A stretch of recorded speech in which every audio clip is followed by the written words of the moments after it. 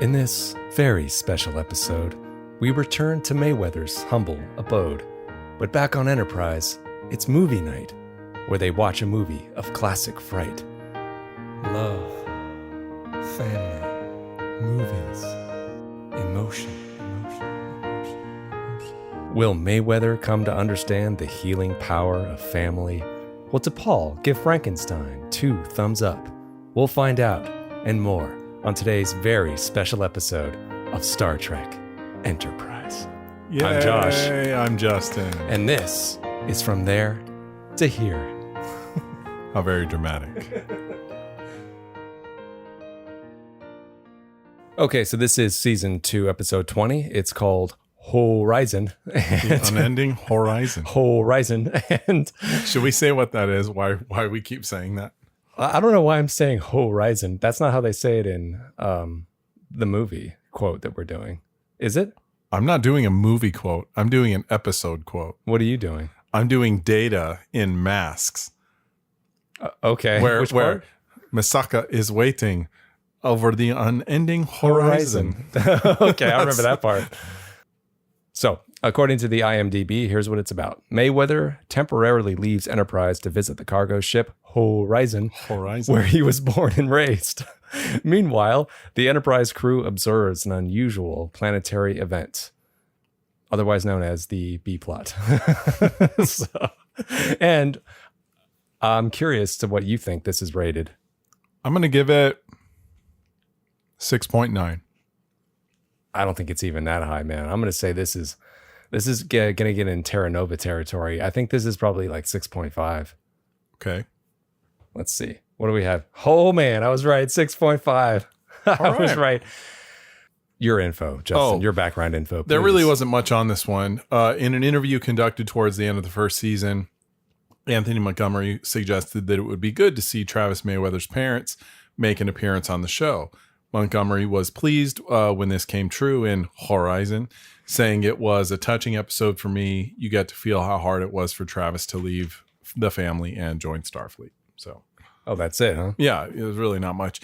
They did say that basically they spent, out of the whole shooting week, the Enterprise cast as a whole was only required for 3 days, or I should probably 2 days, where they filmed the stuff, just normally on the ship. And then the third day was just for the sweet spot scenes, because that involved wire work and all of that. And then the rest of it was just Montgomery with the guest cast.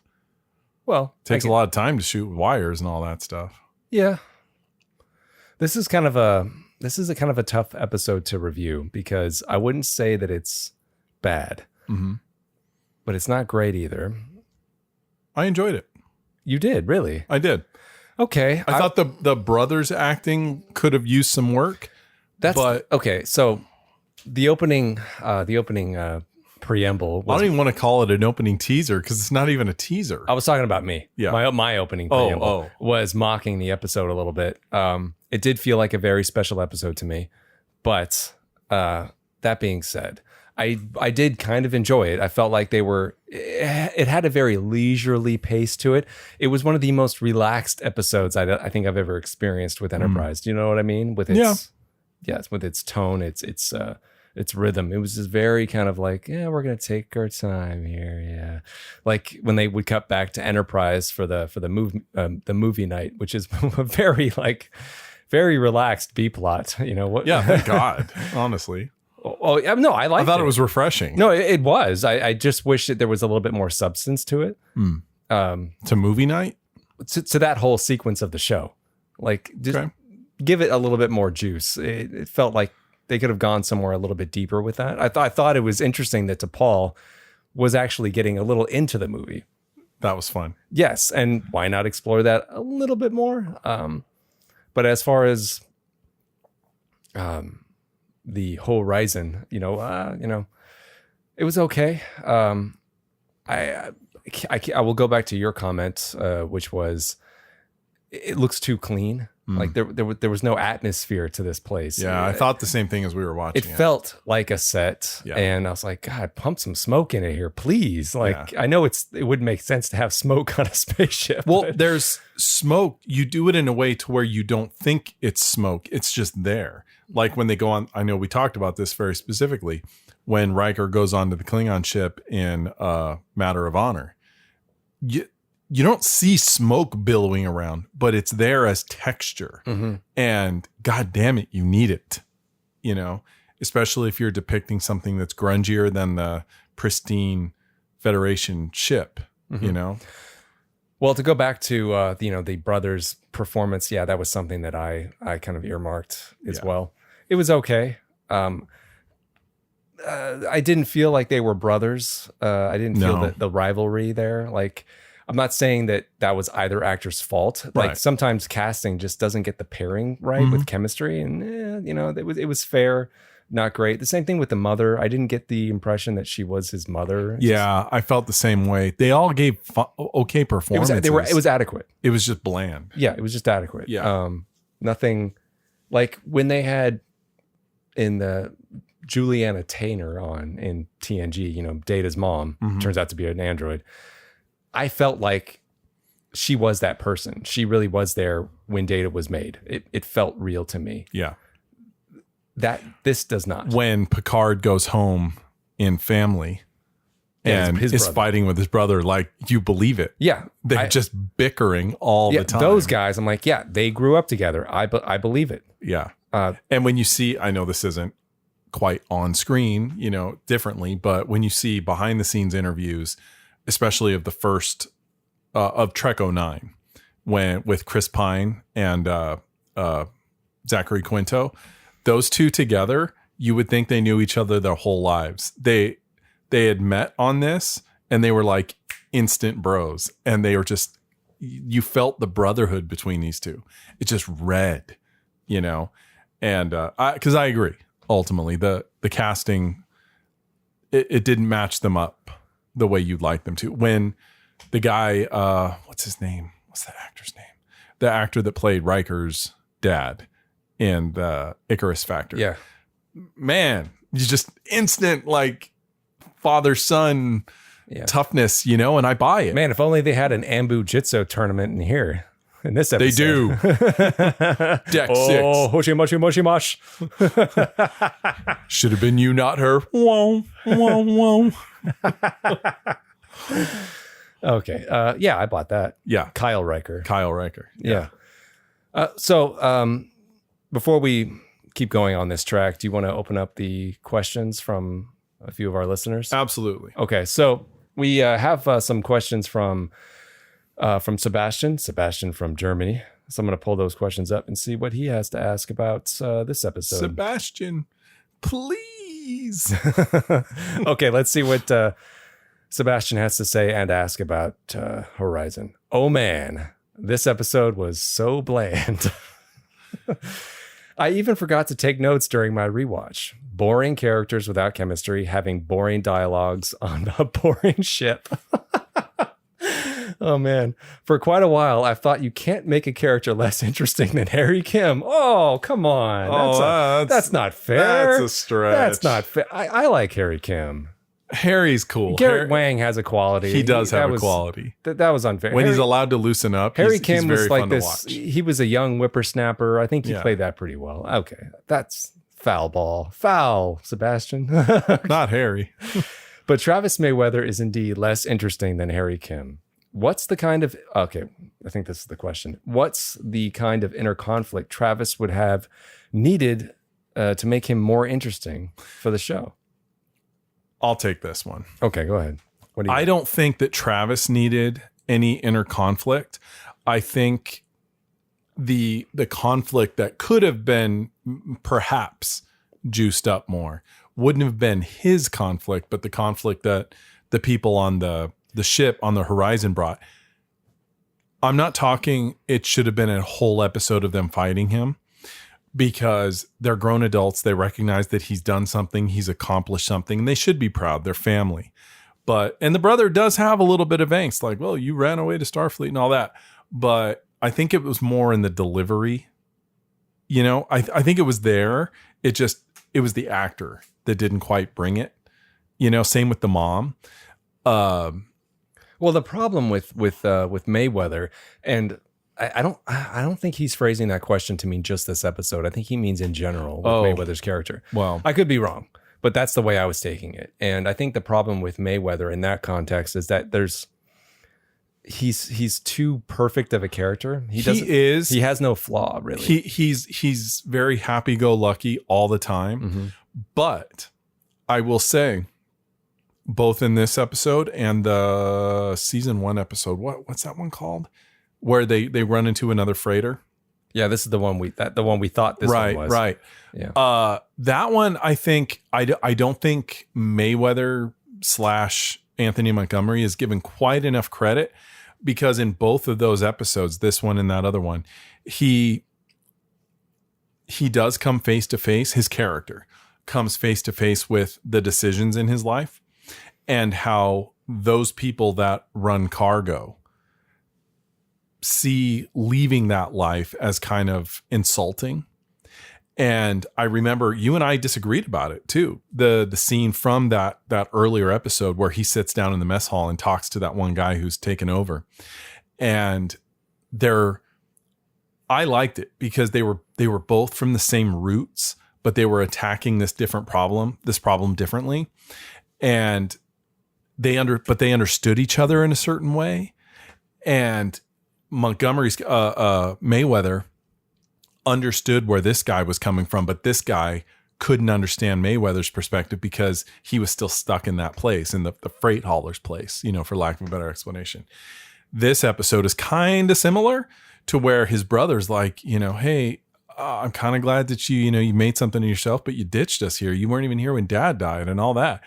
And it was very personal. And that's where I think the weakness comes in. But Mayweather as a character, I think, does a good job of sort of downshifting and playing ambassador of sorts, because he knows there's some ruffled feathers with someone who's chosen the life that he has.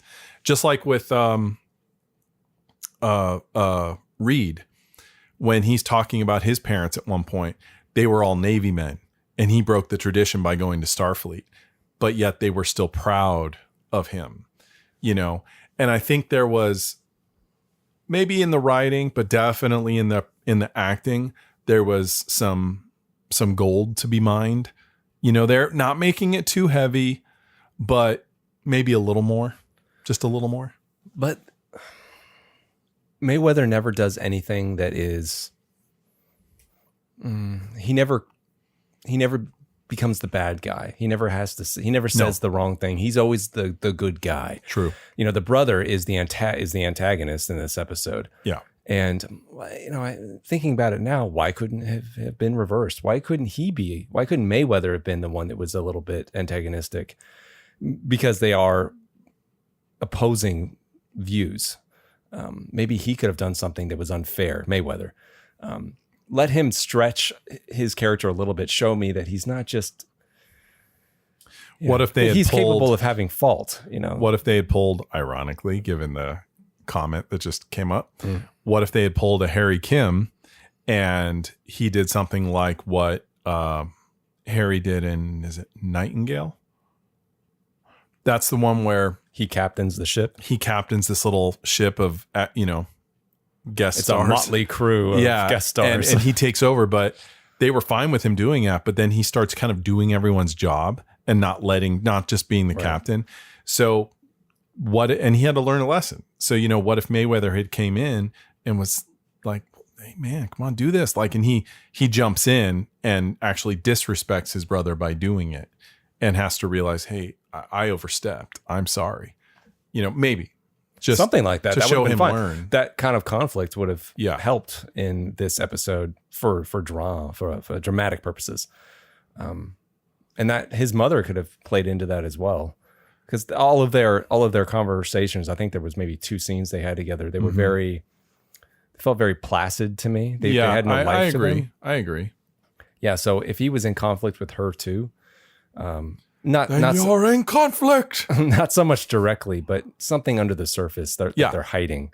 Well, again, do you know that like the pleasantries that Picard and his brother were having was just seething with yes, hate. it's it's there under the surface. You can feel it. Yeah, like every comment they made yes. was, like when they're sitting there, Picard and his brother in the episode family, when they're having dinner and Picard is talking to his nephew, Rene, and he says, something about, I wrote a paper on that once. Oh, did you win the ribbon? And his brother goes, he always won the ribbon.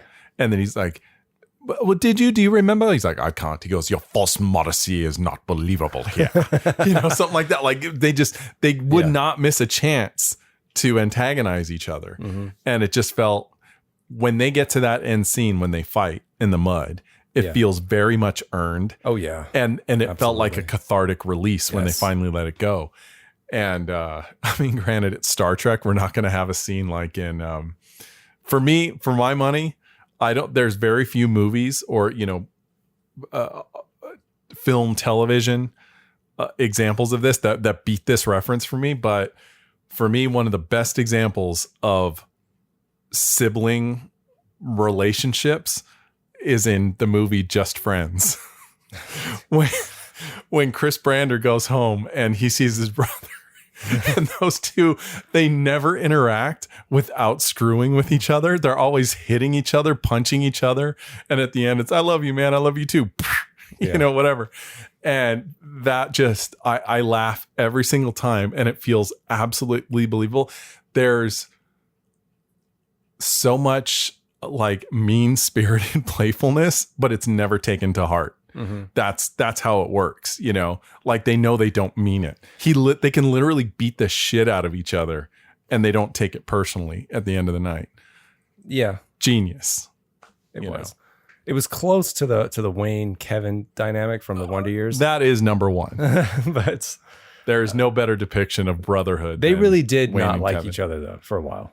No, they grew to have a respect for each other, and we, the audience, grew to have a respect for Wayne, along with Kevin, which is what made it work. Because there's nothing redeeming about Wayne Arnold for a long time. Not for a while, he is so dislikable. The first couple of seasons, he was just nothing but he's awful. But you laugh every time he does something. Yeah. So back to Horizon. I get the sense that you definitely agree that there needed to be more tension between the brother and the mom and I think Mayweather. Everyone would agree with that sentiment, don't you? Yeah, I just wouldn't want it to be over the top. I didn't mean that. No. I don't mean that you did.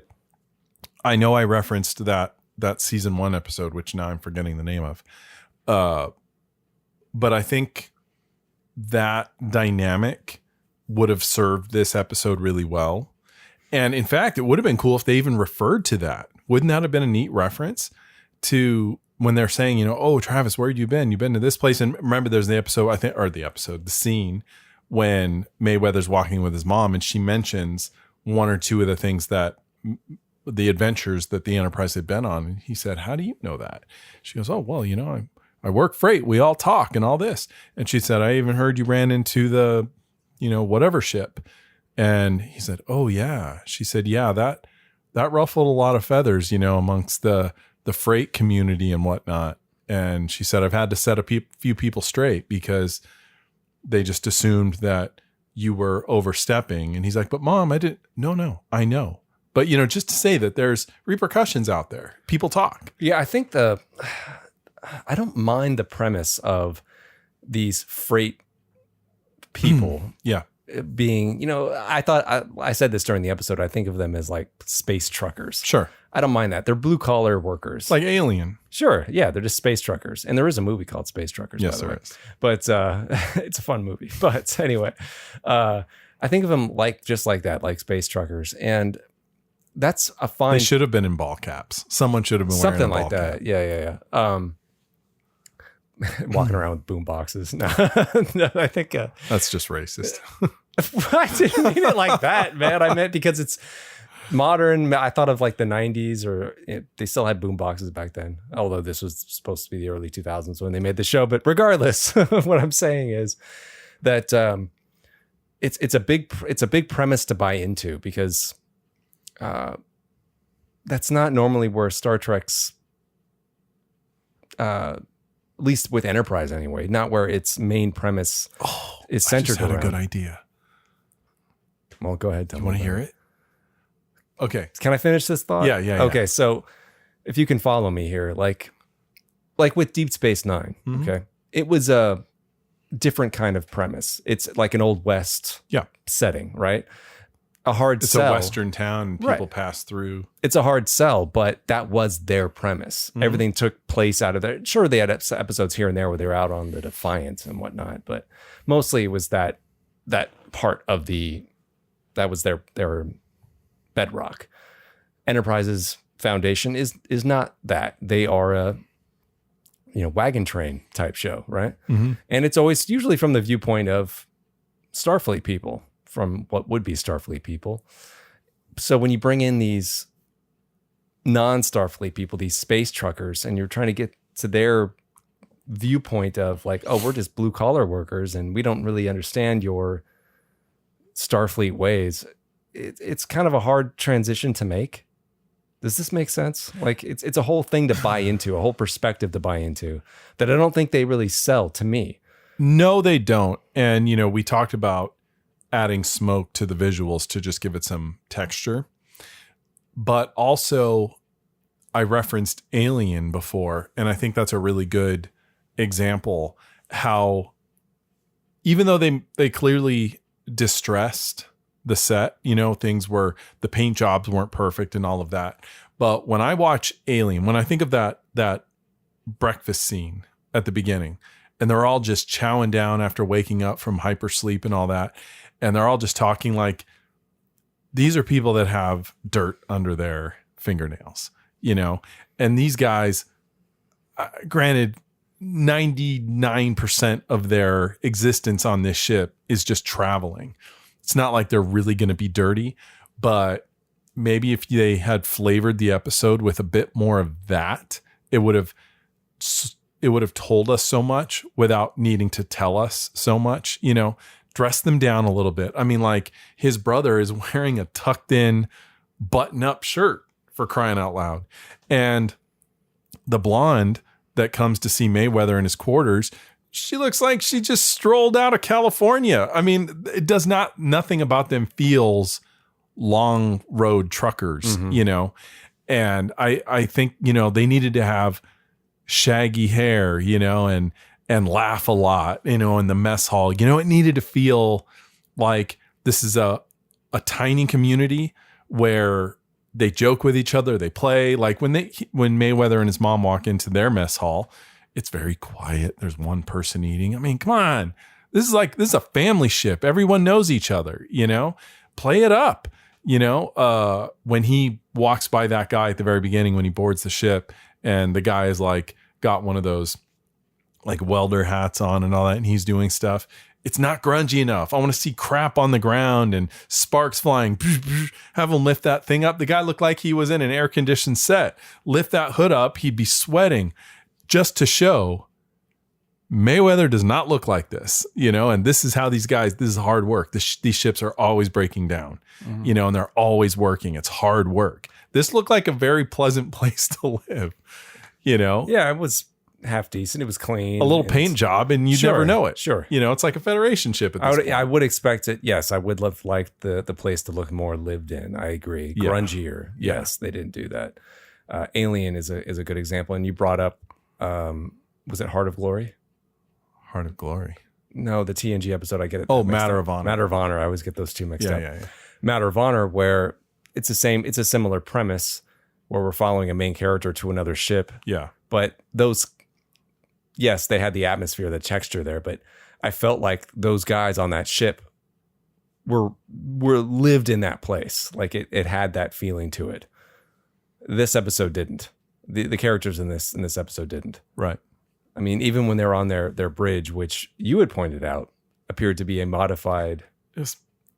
I felt like it was a modified. They used some of the walls and bulkheads from the Defiant. That's my feeling. I could be way wrong. Yeah, part of it did look like maybe they just crammed it together. Yeah. One of the doors they had exited out of looked like a the door that they always come out. Yeah, it felt like yes.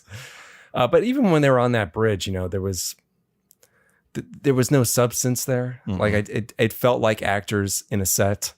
You never want to have that feeling when you're watching a TV show or a movie, but that's what we had here. But what was your idea? Oh, it would have been a way to end the episode. Okay. Let me back up. So let me step into the writer's room real quick. So on a whole, I enjoyed the episode. And I thought the B plot was enjoyable and light. And, most of the time when there's a character that leaves the Enterprise and is gone for the bulk of the episode, like Canamar, where Archer and Trip are on the prison ship, I always say, don't cut away to the Enterprise. Keep the action here. And this is one time where I actually enjoyed the cutaways. Yes. I thought it was just kind of cute, light fun. Yeah. And I thought they did a decent enough job where when they're on the horizon, the bad guys are a threat, but it's not necessarily life and death. It's just, this is a problem and they do have to solve it. But I don't feel like there's like anyone's going to die. And I'm okay with that. I'm actually okay with that. They just had a problem. And it was a choice in how to deal with that problem. And I kind of like that, because like, come on, no one would do this job if every day they're getting jumped and they're going to be murdered. So it's just a matter of, are they going to turn their freight over or are they going to do that? What are they going to do? I don't mind that.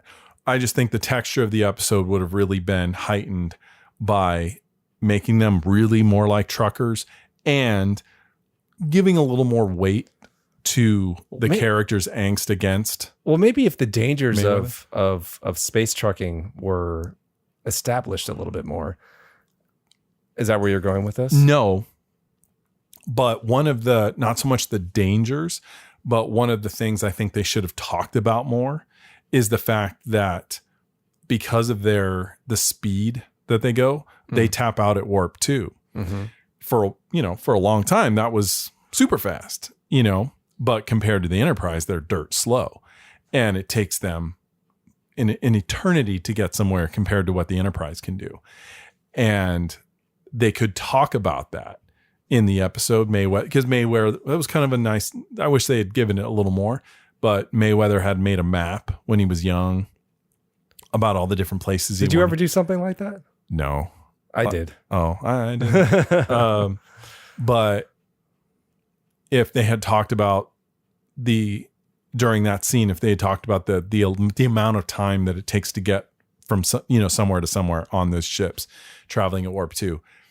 So if that bit of dialogue had established something earlier in the episode, then at the very end, Travis says goodbye, gets back onto the Enterprise.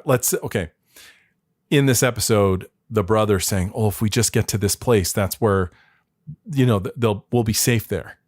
Basically it's a truck stop, right?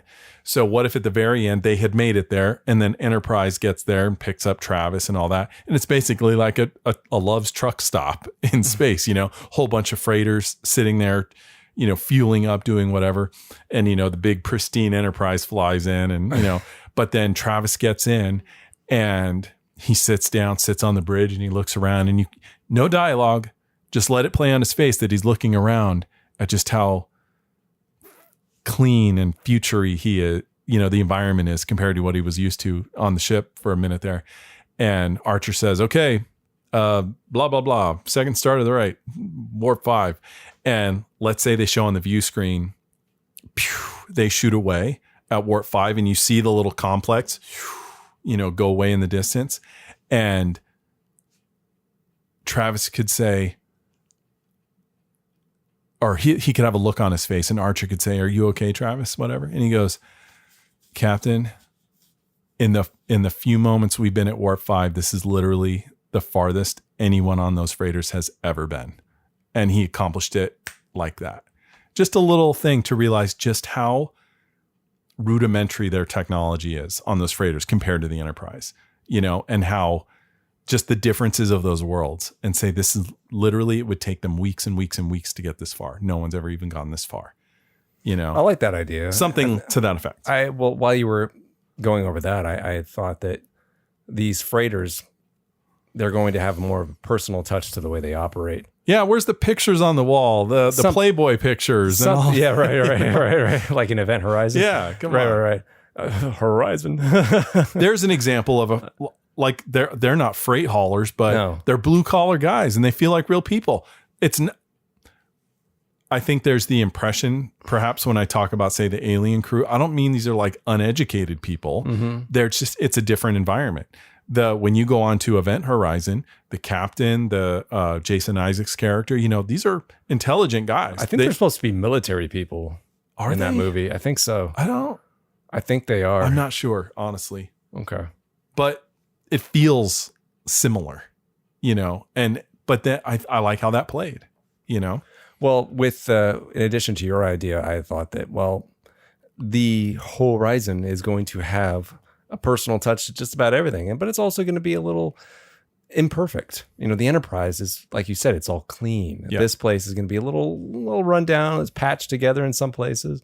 And I thought that maybe when Mayweather when he was working on the bridge of the Horizon, his chair would always like creak when he sat in it. And he's like, maybe that was just, somebody would say like, oh yeah, that's things around here a little squeaky, And he's like, well, and the guy said, don't worry, you'll get used to it. And by the end of the episode, he would have gotten used to it. And then he didn't mind it anymore. And then when he got back to Enterprise, he sits down in his post, and there's no creak. And he jiggles around. He's like, okay. It's a little too perfect. Like there's no personality here. And then he starts to feel like maybe I did leave something behind, something personal back there that I miss here, that I don't have here. Something like that. Yeah. Anything. I think Anthony Montgomery certainly could have pulled it off. They gave him a moment with Archer in the beginning of the episode when they're at the sweet spot together. And this is when Archer's talking to him about the fact that his dad has died. Yeah. And he's visibly upset. He's crying. And, it's a short scene, but it's the most, emotional scene in the episode. Yeah. There was a lot more they could have mined out of that scene. But I use that as an example to say that the actor is capable of going to these places where... Yeah, oh yeah, I believed him. He's not always just like the happy-go-lucky guy trying to play it smooth, trying to be the nice guy, that he can have a moment where he's feeling vulnerable. Mm-hmm. They didn't go there enough. There was a confrontation with his brother, which I didn't buy. It was too formal. It was fine. It was just fine. It was just adequate. Like a lot of the interactions. You and I have had bickering moments. Oh yeah. And just in this podcast we're doing, or just in real life? In real life. Okay. Where we've, something as simple as, hey man, can you shut up so I can watch this? I can't hear this movie playing. Mm-hmm. And your response was not at all helpful. And, yes. I'm just saying, okay, but then like 5 minutes later, who cares? Sure. It's just, there's a comfort level that as siblings you can have, and you can get pretty intense without it coming to blows. It's just, that you can do that. You feel comfortable enough to state your opinion and state it clearly, and they'll get over it, that kind of thing. And I don't think either one of these guys pushed it as far as they could, No. Do you think that was something they were directed not to do? I don't know. Maybe they were told just keep it pretty even. I don't know. Maybe, the series as a whole kind of is like that. So maybe, I don't know. Good question. Overall, I think you enjoyed the episode much better than I did. I did appreciate what they were trying to do. I don't think it was, as we've pointed out, it could have worked much better. I really liked the idea of sticking with one character and exploring that character's past, where he came from, what he's like. They could have done that with any character. And if they're going to do it, but do it right and give us something to chew on. This was just, it was nothing to write home about. Mm-hmm. And I think most people are really going to pass this episode by. Don't you think? I think they probably would. I did enjoy it. And when the ending came up, I actually found myself going, "Oh, what, it's over?" You know, it was different. It was very. It was kind of like their family episode. Sort of, yeah. It was just very nothing of tremendous stakes happened. It felt very unenterprise like in a way. Yeah. From what they've been doing recently in these episodes. Yeah. But other than, yes, it played it safe like Enterprise tends to do, but it was just a very different kind of feel. I think they were going for, and I thought that was kind of a bold choice, but it didn't have it has no bite. You know, it's just a little plain. And it could have had that stuff, even if they kept everything basically the same, just with some different set design, some different what do you call them? The clothing people. What are they? Wardrobe design. You know, don't make it so pretty. You know, I'm not saying they need to be in, you know, holy jeans and everything, but just give it a little. Put someone in a ball cap.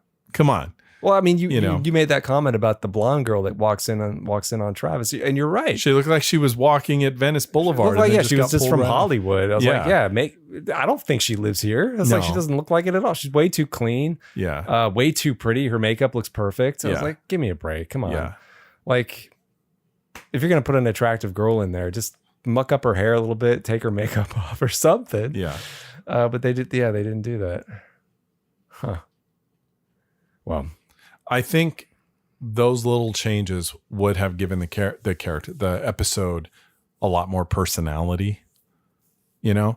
And I was thinking as you were talking about the finale where the bridge module separates, you know, the cab lets the cargo go, and you see it all of a sudden like flying circles around this bigger ship as it's shooting at it.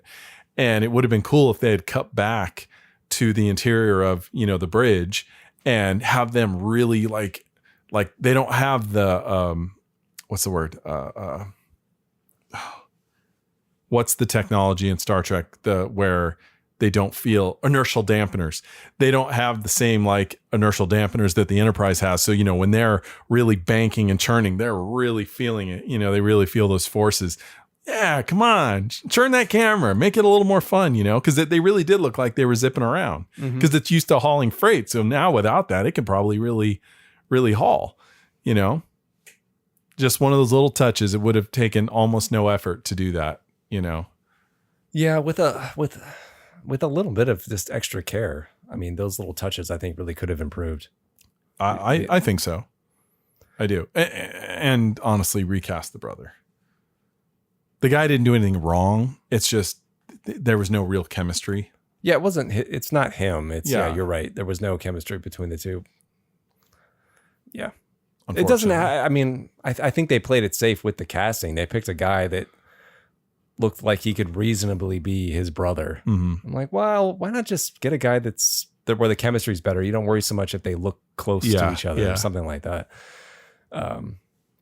Same thing with the mom, you know, the mom character. She had just no personality. Well, yeah, it's just that they didn't write her with anything. They didn't give her anything to do. No, they didn't. Anything interesting to say, really. Yeah. Other than to provide some exposition for the episode. Pretty much. Yeah, which is unfortunate. Did you want to move on to grading this episode? Sure. Okay. Am I going first? Sure. I'm going to give it a B-. That's I don't mind it. I don't mind it either, but it's very lackluster.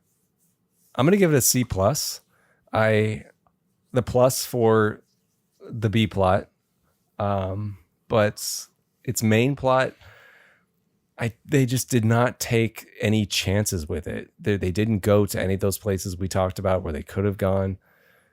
it really hurts the episode, man. I mean, if you're going to spend half the episode on a ship we've never seen before, people we don't know, you got to do a better job than that.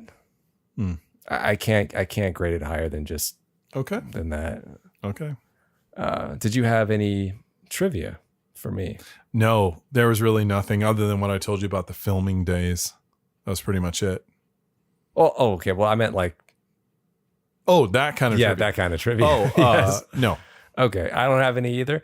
Was there any awards you wanted to give out? Well, I suppose you could give the No Grumbo award to the brother for not choosing to fight the villains. Yeah, I was thinking about awards, and I thought, well, does this deserve maybe the Janeway Country Music Award For Travis? For Travis? sticking his nose in other people's business? Yes. Maybe. I think that's fair. Okay, what about Especially when he did it against orders, no less.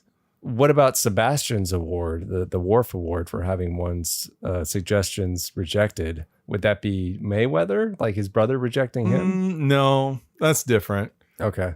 Totally different. Okay. Well, did you have any highlights from the episode? I Anything enjoyed in particular?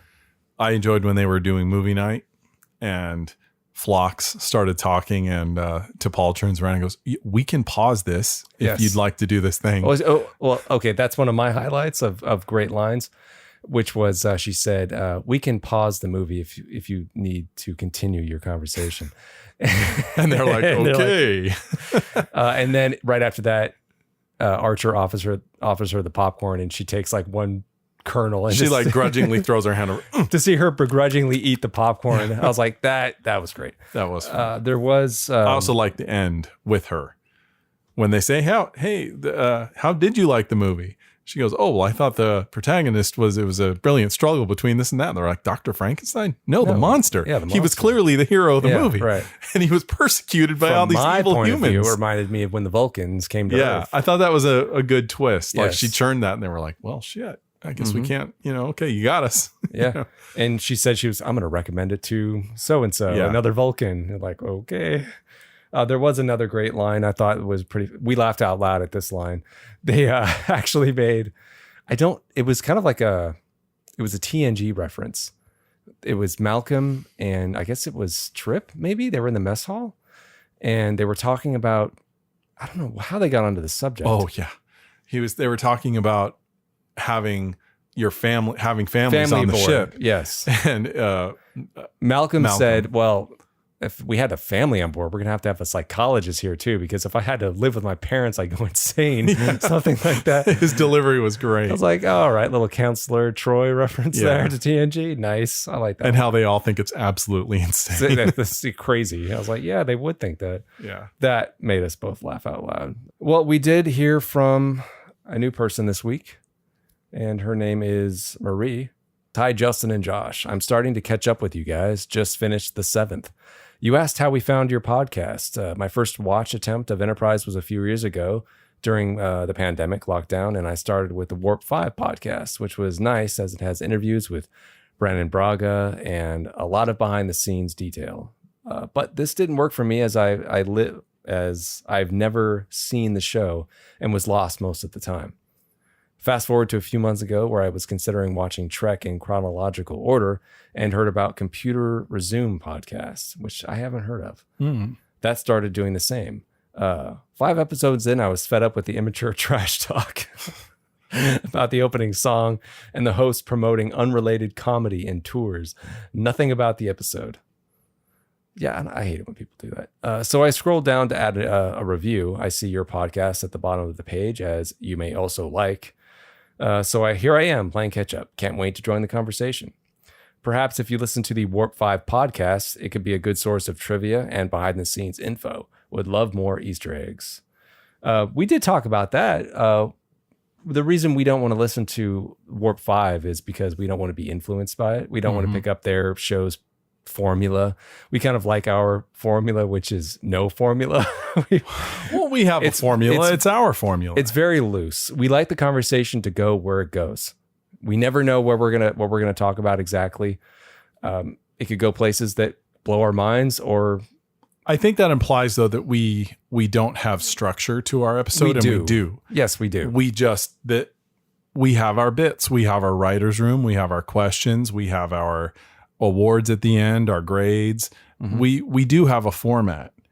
And like you said, and I agree with you completely, I don't want to be influenced one way or another by another podcast because this is ours. And I'm not saying we would necessarily change it, but honestly, I have enough self-doubt in my life. I don't want to have something else shine a light on it. I want to believe that what we're doing is enjoyable and people seem to like us. So why change it? A few anyway. Marie also writes in with a discussion question about Judgment, which was the episode just prior to this. So I very much enjoyed the Judgment episode while I watched it because I fell into the trap of just enjoying seeing Martok again. But I can see from your refined eye, your view is a lot more critical and you notice things that I obviously miss as a casual viewer, which is why I love listening to the podcast. Thanks, Marie. Case in point, the last time I saw Star Trek VI was in theaters. Anyway, here's my question. Since this show depicts early day relations between Starfleet and the Klingons, can we truly expect Captain Archer to bring great drama, parables, etc. to his description of an event? Well, I had brought up the... Let me continue what she says. Okay. After all, this is 200 years before the events of Deep Space Nine and Voyager. Torres got coaching from a Klingon on how to tell her stories. Mm-hmm. Dax had prior life experiences. Okay, I think this is directly referencing what I said, which was that a way to juice up that episode while respecting Klingon culture and not having them just suddenly become like Law and Order, where, and I suggested that Archer under the advice of his lawyer would go, I honorably defended these people and all that. But like it's being pointed out, Archer has none of that history. He doesn't know any of that. He's had like 2 interactions with Klingons. He doesn't know them the way we know Klingons. I see. So I see the logic. I still don't quite remember what you said. I pretty much just said it. Okay, I guess I don't remember you saying that at all. But okay. She continues, can we really expect Archer to be able to do the same thing without previous knowledge or experience? Okay. He probably won't be able to read this on your podcast, which is fine, but I would still love to hear your thoughts. I absolutely see the logic of what you're saying, but even if Archer wouldn't have had the historic knowledge of Klingon culture, the lawyer would, so he would coach him what to do. Whereas when B'Elanna does it or when Dax does it on Deep Space Nine, they know, the characters know exactly what they're feeding, but Archer would be doing it just because he's told to do it. And he'd be like, well, okay, then I'll do this. I'll sell it. And he would go, what, too far, too much, not enough, whatever. He wouldn't have any basis of comparison, but it would still work in context because the lawyer would be telling him to do it, I think. And it would still be amusing for us, the viewer, to have him say, there were 3 battle cruisers and I stood proudly against them. The Duras, the mighty Duras. I didn't find it that unbelievable that Archer's reactions were what they were, considering he hasn't had many interactions with Klingons. Right. I thought it was justifiable considering what he had run into at that point. Mm-hmm. It didn't bother me so much. Maybe that's why I found the question a little confusing. But she does have some trivia for us. Okay. For Judgment? Or I don't know. I haven't read it yet. Okay. So let's see what it says. Did you know this episode was set on Narendra 3? It was? Really?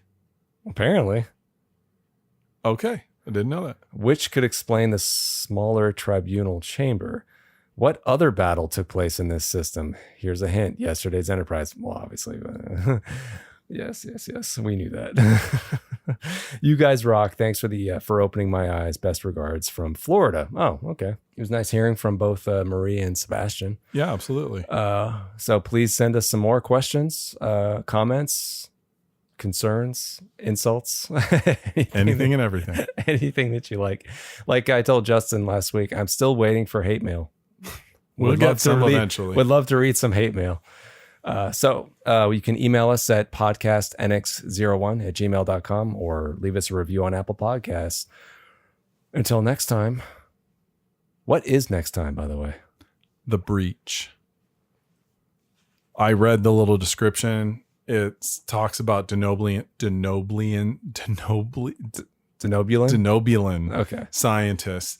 I think that's when they're trapped in a cave where the Enterprise crew has to rappel down to rescue them, and they're under a time crunch, something like that. Beyond that, I don't remember. And I think Travis breaks his leg. Once more, unto the breach. Yep. See you next week. Bye.